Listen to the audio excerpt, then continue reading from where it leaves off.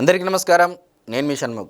నదుల అనుసంధానంపై దక్షిణాది రాష్ట్రాల సీఎంలు అతి త్వరలో సమావేశం కానున్నారు. ఇది సౌత్ ఇండియాకే ఒక దిక్సూచిగా మారబోయేటువంటి సూచనలు కనిపిస్తూ ఉన్నాయి. ఎందుకు ప్రధానంగా ఈరోజు మనం ఈ అంశంపైన విశ్లేషణ చేస్తూ ఉన్నాము అంటే, ఈరోజు సౌత్ ఇండియాలో ఉన్నటువంటి రాష్ట్రాల ప్రజలు దిశ మార్చాలి అన్నా, ఆదాయ ప్రమాణాలు, జీవన ప్రమాణాలు, స్థితిగతులు మార్చాలన్నా ఈ యొక్క మీటింగ్ పైన ఆధారపడి ఉందనేది గమనించగలరు. మరి ఒకసారి ఏంటి ఆ మీటింగ్ యొక్క ప్రాముఖ్యత, అసలు ఎవరెవరు కలుస్తున్నారు, ఎవరి ఆధ్వర్యంలో కలుస్తున్నారు, దేని పర్పస్ మీద కలుస్తున్నారు అనేటువంటి వివరాలకు వెళ్ళేటువంటి ప్రయత్నం చేస్తే, మరి మీకు తెలుసు ఎప్పటి నుంచో గోదావరి, కావేరి నదుల అనుసంధానంపై ఈ మధ్య కాలంలో కేంద్ర ప్రభుత్వం తీసుకున్నటువంటి జలధార ప్రాజెక్టు ద్వారా కూడా నదులు అనుసంధానం చేయాలని చెప్పేసి అప్పట్లోనే ఒక టాస్క్ ఫోర్స్ కమిటీ కూడా వేయడం జరిగింది. మరి ఈరోజు దక్షిణాది రాష్ట్రాల్లో ఉన్నటువంటి ముఖ్యమంత్రులు రాష్ట్ర ప్రయోజనాల దృష్ట్యా, మరి ఇప్పుడు ఉన్నటువంటి ముఖ్యమంత్రులు వేరు పార్టీలకు సంబంధించినటువంటి ముఖ్యమంత్రులైనా సరే ఆయా యొక్క రాష్ట్ర ప్రయోజనాల దృష్ట్యా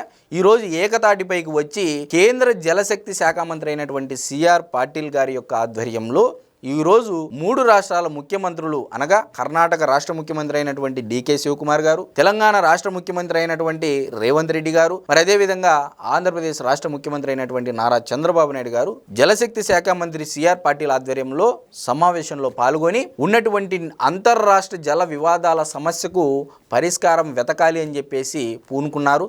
మరి ఒక్కసారి మీరు గమనించినట్లయితే ఒక్క ఆంధ్రప్రదేశ్ రాష్ట్రమే చూసుకుంటే పక్కనున్నటువంటి తెలంగాణ రాష్ట్రం, ఈరోజు పక్కనున్నటువంటి తెలంగాణ రాష్ట్రంలో ఉన్నటువంటి పాలమూరు రంగారెడ్డి ఎత్తిపోతల పథకానికి సంబంధించి 2 రాష్ట్రాల మధ్య అంతర్రాష్ట్ర జల వివాదం కొనసాగుతూ ఉందనేది మనందరికీ తెలిసినటువంటి విషయం. మరి ఈ సమావేశంలో చాలా అంశాలపైన కూడా చర్చ జరగనుంది, ఒక కొలిక్కి రానుంది. మరి ఏంటి ఆ యొక్క భేటీలో జరిగేటువంటి విషయాలు ఏంటంటే, పోలవరం బనకచెర్ల లింకు, పాలమూరు రంగారెడ్డి ఎత్తిపోతల పథకము, తుంగభద్ర బేసిన్ సమస్యలపై చర్చించనున్నారు 3 రాష్ట్రాలకు సంబంధించినటువంటి ముఖ్యమంత్రులు. అంటే ఈరోజు మీరు చూడండి, పట్టిసీమ ఒట్టిసీమ అన్నారు గతంలో అంటే ప్రతిపక్ష పార్టీకి సంబంధించినటువంటి నాయకులు. ఈరోజు ఎల్నినో పరిస్థితుల కారణంగా అటు తెలంగాణ రాష్ట్రానికి సైతము, ఇటు ఆంధ్రప్రదేశంలో ఉన్నటువంటి కృష్ణా డెల్టాకు సైతము ఈరోజు పట్టిసీమే ఆధారం అయ్యింది అనేది అతి ముఖ్యంగా గమనించగలరు. మరి పట్టిసీమ ద్వారా ఈరోజు గోదావరి వరద జలాలను పట్టిసీమ ద్వారా తీసుకొని వచ్చి కృష్ణా డెల్టాలో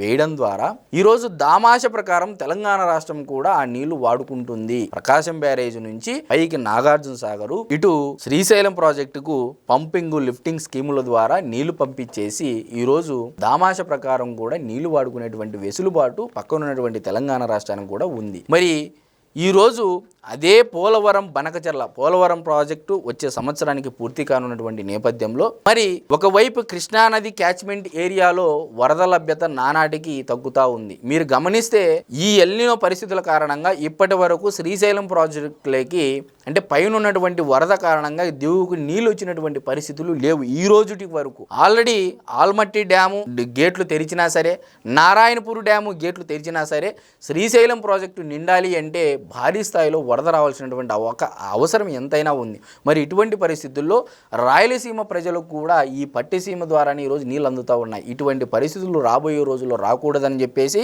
హానరబుల్ సీఎం గారు పోలవరం బనకచెర్ల లింకు ప్రాజెక్టు పైన ఇప్పటికే పలుసార్లు కేంద్ర జలశక్తి శాఖ మంత్రిని నరేంద్ర మోడీ గారిని, మరి అదేవిధంగా ఆర్థిక శాఖ మంత్రి అయినటువంటి నిర్మలా సీతారామన్ గారు కూడా చాలా పలు సందర్భాల్లో కలవడం జరిగింది. మరి ఒకవైపు తెలంగాణ రాష్ట్రానికి సంబంధించినటువంటి యనుమల రేవంత్ రెడ్డి గారు గోదావరి నదీ జలాలపైన మాకు ఇన్ని టీఎంసీలు కావాలి అని చెప్పేసి ఆయన కూడా తెలంగాణ రాష్ట్ర ప్రయోజనాల దృష్ట్యా కాంప్రమైజ్ కాలేదు అని చెప్పేసి కూడా అంటే గతంలో హానరబుల్ సీఎం ఏపీ సీఎం గారు కూడా చెప్పడం జరిగింది స్వయాన. మరి ఇటువంటి పరిస్థితుల్లో గోదావరి నదీ జలాలను మనం పర్ఫెక్ట్గా వాడుకోగలిగితే, మరి కావేరీ నదులు అనుసంధానం చేయగలిగితే 3 రాష్ట్రాలు లభ్యపడతాయి. సో ఒకవైపు తుంగభద్ర బేసిన్లో అంటే కర్ణాటక నుంచి వచ్చేటువంటి తుంగభద్ర బేసిన్లో కూడా అక్కడి నుంచి కూడా సమాంతర కాలువ నిర్మించి ఈరోజు రాయలసీమకు నీళ్ళు ఇచ్చేటువంటి ప్రతిపాదనలు కూడా డిస్కస్ జరగబోతూ ఉన్నాయి. సో రాబోయే రోజుల్లో ఒక మంచి హెల్దీ కాంపిటీషను, హెల్దీ వాతావరణము 3 రాష్ట్రాల మధ్య ఏర్పడబోతూ ఉంది. మంచి శుభ పరిణామం అయితే మనం ఖచ్చితంగా చెప్పొచ్చు. ఎందుకంటే జలం అనేటువంటి ఒక అంశం సున్నితమైన అంశం. మరి ఈ జల వివాదాలు చాలా సున్నితమైన అంశాలు. ఎందుకంటే ఆయా రాష్ట్ర ప్రయోజనాల దృష్ట్యా ఆయా రాష్ట్ర ప్రభుత్వాలు రాజకీయాలను దాటుకొని వచ్చి ఈరోజు ప్రజల యొక్క అభివృద్ధిని, ఆదాయ ప్రమాణాలు, జీవన ప్రమాణాలను దృష్టిలో ఉంచుకొని నిర్ణయం తీసుకోవాల్సి ఉంటుంది. కాబట్టి ఏదో ప్రభుత్వాలు వస్తుంటాయి పోతుంటాయి, పార్టీలు వస్తుంటాయి పోతుంటాయి, కానీ అల్టిమేట్గా ఆ యొక్క రాష్ట్ర ప్రయోజనాలు అనేది చాలా ముఖ్యమనేది ముఖ్యమంత్రులు దృష్టిలో ఉంచుకొని నిర్ణయాలు తీసుకుంటారని భావిస్తూ మరి రాబోయే రోజుల్లో అయితే 3 రాష్ట్రాలకు చాలా శుభవార్త రానుంది. చాలా వివాదాలు మొగసనున్నాయి. మరి అదేవిధంగా గోదావరి నది పైన ఉన్నటువంటి వరద జలాలను కూడా సద్వినియోగపరుచుకోగలిగితే 3 రాష్ట్రాలలో నీటి కొరత ఉండదు అనేది రాష్ట్ర ప్రజలందరూ గమనించాలి.